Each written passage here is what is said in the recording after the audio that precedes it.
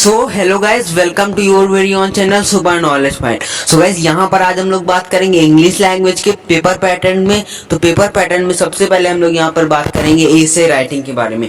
तो हमारे जो 10th आईसीएससी का बोर्ड का पेपर होता है, मतलब 10th आईसीएससी के जितने पेपर होते हैं टर्म वाले, तो वहाँ पर जो एसे राइटिंग होती है वो 20 मार्क्स कवर करती है। तो सो गाइज 20 मार्क्स कवर करती है। और मैं आपको यहाँ पर एक बात बताना चाहता हूँ, अगर आप बोर्ड के स्टूडेंट्स हैं, मतलब आपको बोर्ड देना है, तो आप क्या करें, उसमें एसे राइटिंग में 25 आप एसे राइटिंग को एकदम लास्ट में अटेम्प्ट करिए क्योंकि देखिए यहाँ पर आपके पास 5 टाइप के एसे राइटिंग के क्वेश्चन आते हैं। पहला आता है डिस्क्रिप्टिव, दूसरा आता है नैरेटिव, तीसरा आता है आर्गुमेंटेटिव, चौथा स्टोरी राइटिंग बेस्ड क्वेश्चन आता है, उसके बाद पांचवा आता है पिक्चर कंपोजिशन। आपको एक पिक्चर दे दी जाएगी और आपको उसके बेस में क्वेश्चन करना होगा। तो गैस मैं आपको बता दूं, ये 5 में से कोई एक करना होता है। तो गैस आप इनमें से कोई एक अपना टॉपिक, 2 टॉपिक अपने स्ट्रॉन्ग कर लीजिए, चाहे नैरेटिव हो, आर्गुमेंटेटिव हो, या फिर डिस्क्रिप्टिव या स्टोरी हो, या फिर आप कोई भी कंपोजिशन या फिर पिक्चर, कोई भी आपको 2 टॉपिक अपने स्ट्रॉन्ग कर लेने, ताकि आपको अगर पेपर में आए तो आप उन 2 टॉपिक में से किसी एक को चूज करके इजीली लिख सके। तो गाइस ये 20 मार्क्स का होता है और आपको इसमें 25 मिनट से ज्यादा नहीं देना है। मैं आपसे यही कहूंगा कि आप जो है ये जो हमारी ऐसे राइटिंग होती है इसको पेपर के एकदम लास्ट में अटेम्प्ट करें, क्योंकि वहां पर ये इजी होता है। पेपर के लास्ट में करने का मतलब, क्योंकि जब आप उसके बाद आपके पास टाइम होता है तो आप सोच लेते। अभी जब आप स्टार्टिंग में करेंगे तो क्या होगा, आप सोचेंगे आगे मुझे ये करना है, आप ये सोचेंगे कि हमें अभी आगे हमें लेटर करना है, उसमें किस तरह क्वेश्चन, मतलब आपके माइंड में प्रेशर होगा। लेकिन यहाँ पर 20 मार्क्स बहुत इंपॉर्टेंट है, इस वजह से क्या करेगा, आप इसे लास्ट में अटेम्प्ट करिएगा जब आपका पूरा पेपर हो चुका हो। उसके बाद हम लोग यहाँ पर बात कर लेते हैं, आपको इंट्रोड्यूस करवा देते हैं डिस्क्रिप्टिव एसे से। सो गाइस यहाँ पर ध्यान से देखिए, सबसे पहले हम लोग यहाँ पर बात कर लेते हैं डिस्क्रिप्टिव एसे की। तो यहाँ पर देखिए, सबसे पहले introduction the topic, describe in detail. जो डिस्क्रिप्टिव एसे होना है, लिखना है आपको, वो किस तरह का हो आप लिखेंगे। तो देखिए इंट्रोडक्शन टॉपिक जो है आपका, उसका इंट्रोडक्शन देना है आपको, उसके बाद उसको डिटेल में डिस्क्राइब करना है। डिटेल में डिस्क्राइब करने का मतलब, अगर आपको कोविड-19 पर आ गया तो आपको उसकी पूरी डिटेलिंग कर देनी है। उसके बाद इमेजिनरी क्रिएट करवाना है। उसके बाद द रीडर शुड भी आपको उस तरह लिखना है कि ताकि जो पढ़ने वाला, जो इसे पढ़ रहा है, जो चेक कर रहा है इसे, वो आसानी से समझ जाए। उसके बाद हम लोग यहीं पर बात कर रहे थे दूसरा नैरेटिव एसे की, reflects your personal experience. Narrative essay में क्या होता है, आप नरेटर होते हैं, उस क्वेश्चन के हिसाब से आपको एक नरेटर बना दिया जाता है, तो आपको उसके बेसिस पे क्वेश्चन करना होता है। तो वहां पर आप क्या, आपके अंदर ये क्वालिटी होनी चाहिए कि आप अपने पर्सनल एक्सपीरियंस को शेयर करें। वहां पर आप किसी और के पर्सनल एक्सपीरियंस को शेयर नहीं करेंगे, आप अपने एक्सपीरियंस को शेयर करेंगे कि आपने उस जो टॉपिक दिया उसके बारे में क्या सीखा है। Does not require in depth description, it is narration of story. Story जो है उसकी नरेशन के बारे में यहाँ पर हम लोग बात करते हैं। उसके बाद describe the surrounding so that the reader is transported to the place. तो आई होप आपको समझ में आएगा कि नैरेटिव एसे क्या होता है। उसके बाद यहाँ पर हम लोग एक लास्ट, मतलब थर्ड लास्ट एसे की बात कर लेते हैं, आर्गुमेंटेटिव एसे। ये आप सभी लोग जानते हैं, मतलब हिंदी में बोलो तो इसमें होता है बहस करना। कोई यहाँ पर 2 आदमी होते हैं, मतलब एक कोई आपके पास 2 टॉपिक होते हैं। लेट्स सपोज आपसे कह दिया जाए कि प्राइवेट कोचिंग्स आर, मतलब कि प्राइवेट कोचिंग जो होती है वो सही है या गलत, तो आपको या तो उसके फॉर जाना पड़ेगा या तो अगेंस्ट जाना पड़ेगा।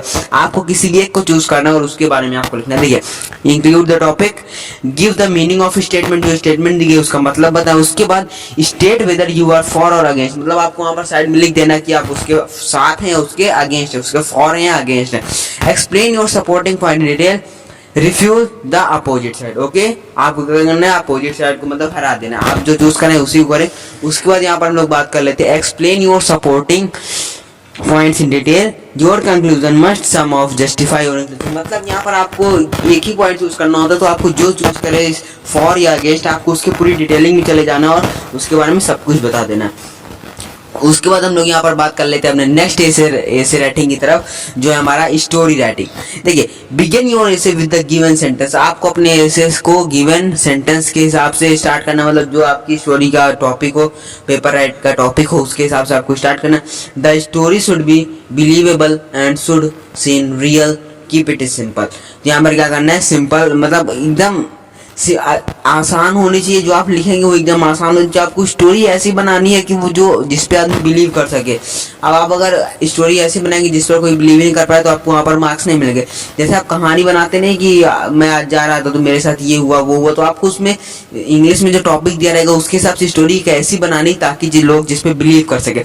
Avoid making science fiction stories, तो ये आपको पता है। उसके बाद हम लोग अपनी लास्ट पिक्चर कंपोजिशन के बारे में बात कर लेते हैं। पिक्चर कंपोजिशन में क्या होता है, आपके पास सबसे पहले एक पिक्चर दी होती है और उस पिक्चर में क्या होता है गाइस, उसमें आपको एक एप्रोप्रिएट टाइटल देना होता है। एप्रोप्रिएट टाइटल का मतलब, कहने का मतलब वो जो पिक्चर क्या शो कर रही है। गाइस मैं आपसे यही कहूँगा कि आप पिक्चर कंपोजिशन को ना अटेम्प्ट करें। देखिए मैं आपको बताता हूँ उसकी डिसएडवांटेज क्या है। मैं आपको देखिए सबसे पहले यहाँ पर आप देखिए वो फिगर, लेट सपोज वहाँ पर एक लड़की है जो कि यूटेंसिल साफ करी, मतलब कि जो सामान है उसे साफ करी। मैं हिंदी में बोलूँ तो उसे इंग्लिश में यूटेंसिल्स बोलते हैं, वो आप लोग समझ रहे होंगे। उसे साफ कर रही है, या वो हो सकता है कि वो अपने मन से साफ कर रही हो या फिर वो चाइल्ड लेबर हो। तो यहाँ पर क्या होता है, आपको कंफ्यूजन हो जाती है। अगर वो लेट सपोज वो अपने मन से साफ कर रही हो और आपने लिख दिया उसका टॉपिक चाइल्ड लेबर, तो क्या हो जाएगा, आपको गलत हो जाएगा। या फिर क्या पता वो चाइल्ड उससे जबरदस्ती काम करवाया जा रहा हो, तो आप लिख दें कि उसका मन है, तो तब भी गलत हो जाएगा। इस वजह से पिक्चर कंपोजिशन को ना अटेम्प्ट करें, लेकिन अगर आपकी इच्छा तो आप लोग कर सकते हैं। उसके बाद हम लोग एसे के फॉर्मेट के बारे में बात कर ले। मैं आपको थोड़े पॉइंट बता देना चाहता हूँ जो कि most of the important point है। ओके, देखिए पहला, give a title your essay first. सबसे पहले आपको अपने एसे का टाइटल देना है। टाइटल देने का मतलब यहाँ पर आप लोग ध्यान से देखिए क्या करना है, आपको सबसे पहले अपने एसे का टाइटल देना है। तो give a title your essay first. Okay, उसके बाद यहाँ पर divide your essay in 3 part.